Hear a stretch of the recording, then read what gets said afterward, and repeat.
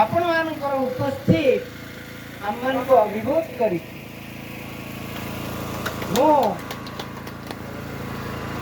अल्प केतोटी कथा कही आपण मानक उद्बोधन देवाई चाहूँ एठी आमर संपादक महोदय आमर कोषाध्यक्ष महोदय आमर केदारनाथ भाई रूपा प्रधानी भाई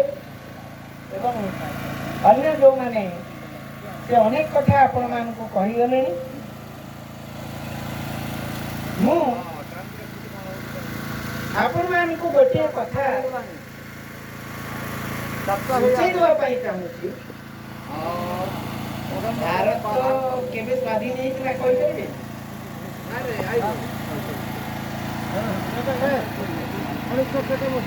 1947 मसीहा अगस्ट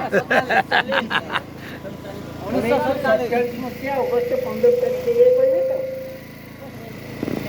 वास्तविक आमको भूते दि जाए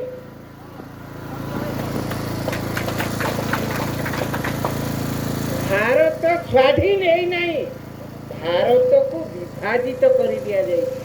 भाग भाग कर दिया गला बुझिले आज पर्यंत अनेक नियम कानून जो ब्रिटिशर्स माने तैयारी करथिले वर्तमान भी आमको मुंड काटिकी